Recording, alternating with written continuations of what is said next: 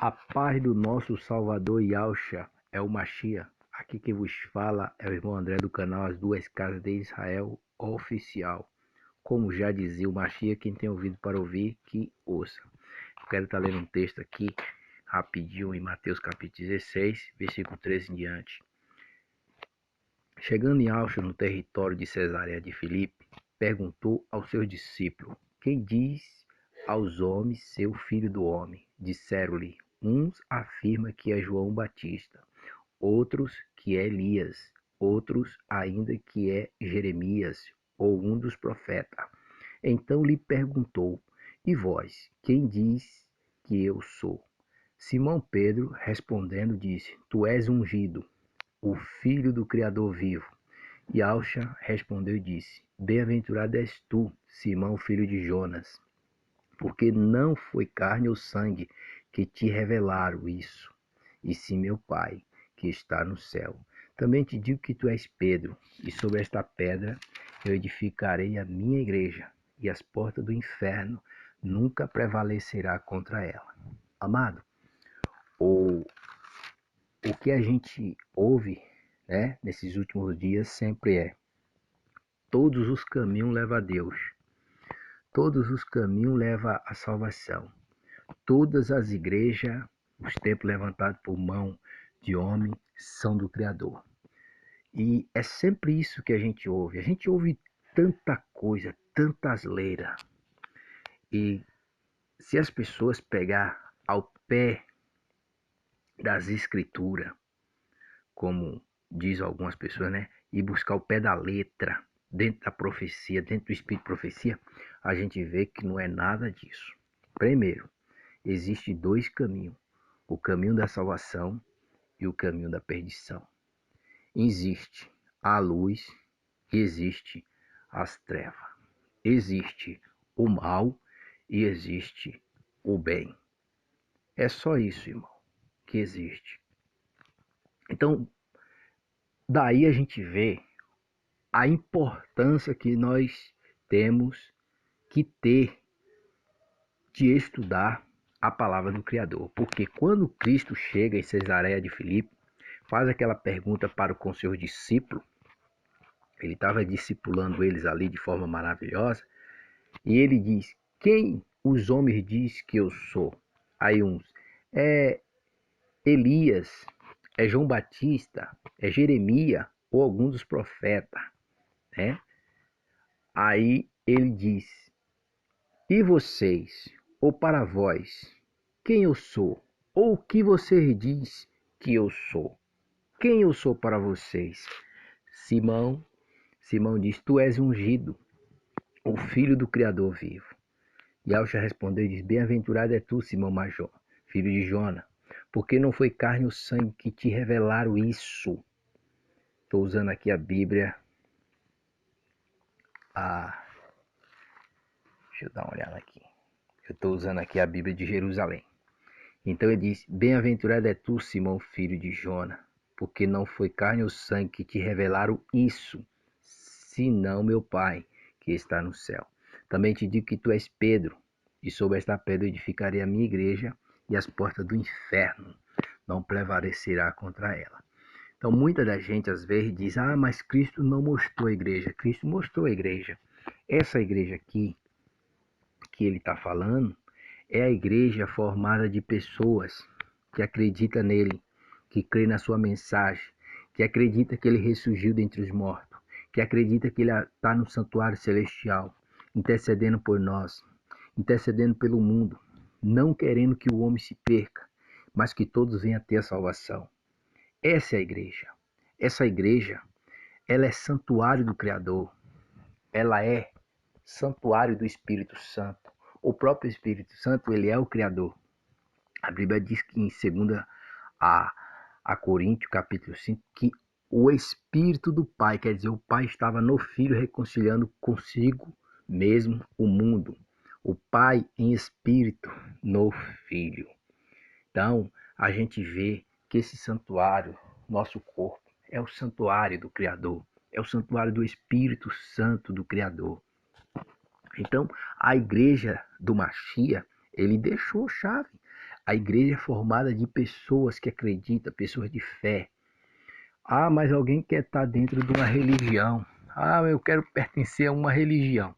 Se você quer pertencer a uma religião, eu vou dar um conselho aqui. Qual é a religião que você tem que participar? Se você participar dessa religião aqui, parabéns. Parabéns para você. Porque aqui a gente vê o respeito, né, das pessoas pertencer a uma religião.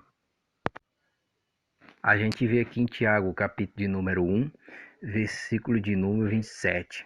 Com efeito, a religião pura e sem mácula diante do Criador nosso Pai consiste nisso. Como, Tiago? Pode falar. Visitar os órfãos e as viúvas em suas tribulações e guardar-se livre da corrupção do mundo. Essa é a religião que agrada o Pai. Quer pertencer a uma religião? Pertença a essa. Cuidar dos pobres e das viúvas em suas tribulações e guardar-se livre da corrupção do mundo. Se você conseguir isso aí, você está agradando o Pai. Fora daí é balela. É balela. Porque tem muitas pessoas, lembra da palavra que Cristo fala a respeito do bom samaritano? Vê quem é que vê aquele moço da parábola que caiu nas mãos do salteador. Quem primeiro passa? Um sacerdote. O que representa um sacerdote hoje? Vocês sabem quem é, né? Depois do sacerdote passa um levita. Quem representa os levitas hoje? Vocês sabem quem é. Vocês sabem quem é que representa aí os levitas que diz eu só quero adorar, eu só quero adorar, né? Eu só quero adorar, eu só quero adorar. Aí a Bíblia diz que passa um bom samaritano. Mas vem cá, o samaritano para os judeus não era um povo endemoniado? Os samaritanos para os religiosos era um povo que não valia nada. A Bíblia diz que passa um bom samaritano e cuida daquele moço. Entendeu? Então esse fez a vontade do Pai. Lembra da parábola do fariseu e do publicano? Dois homens sobem ao templo para orar. Um fariseu e um publicano. Quem era um publicano? Uma pessoa pública. Um homem que considerado diante da cúpula religiosa como um pecador, como um cobrador de imposto, como uma pessoa que explora as pessoas. É isso? É, publicano, um homem público. Agora, olha o fariseu, aquele que se sente religioso, aquele que está pegado ao templo, aquele que está pegado a sacrifício para receber em troca alguma coisa da parte do Criador. Ele diz o que, o fariseu? Eu jejum 2 vezes por semana, não sou como os demais homens, dou o dízimo de tudo quanto possuo, e não sou ainda como esse publicano. É? E o que é que diz o publicano? O publicano nem quer levantar o olho ao céu, mas ele bate no peito reconsiderando que era um homem pecador, que era um homem falho, que era um homem que precisava da misericórdia. A Bíblia diz, a palavra do Criador nos revela que esse desceu para a sua casa justificado, porque ele se humilhou, mas aquele que se exaltou não foi justificado. E isso vai acontecer. Isso vai acontecer porque em Mateus 7,21 diz: nem todos que me dizem Senhor, Senhor, entrará no reino do céu, mas aquele que faz a vontade do meu Pai que está no céu. E o que é a vontade do Pai que está no céu? Uma hora que você tiver tempo aí, você lê Mateus capítulo 25. Mateus capítulo 25, do versículo 35 em diante. E nós vamos ver o que é a vontade do Pai. A vontade do Pai não é só em nós ser solidário com as pessoas, mas a vontade do Pai é que nós venha ter o conhecimento do que significa o Machia na nossa vida. Quando a gente tem esse conhecimento do que significa o Machia na nossa vida, nós estamos fazendo a obra do Pai. Uma hora que você tiver tempo, você lê aí Evangelho de João capítulo 6. Os religiosos e todo aquele povo ali queria fazer a obra do Criador, né? Qual é a obra do Criador? Como é que eu faço para crer na obra do Criador? O Mashiach disse, a obra do Criador é para fazer essa, é crer naquele que ele enviou. Que é quem? O Mashiach. E eles creram? Não. E os de hoje estão crendo? Tá não. Por causa de quê? Por causa dessas coisas.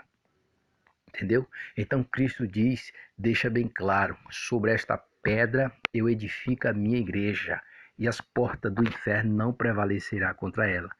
Que pedra é essa? Essa é aquela pedra, viu, meu irmão? Você que estuda as escrituras aí, essa pedra que Cristo está falando é a pedra lá de Daniel, capítulo 2, versículo 44, que bate no último reino que vai ter na face dessa terra e vai destruir tudo e vai formar o único reino que não será dominado por homem algum, que é o reino do Mashiach. Eu espero isso. Eu creio nisso. Eu acredito nisso. E se for possível, eu morro por isso. Que o Eterno vos abençoe. Em nome do seu Filho, é Yahusha, é o Mashiach.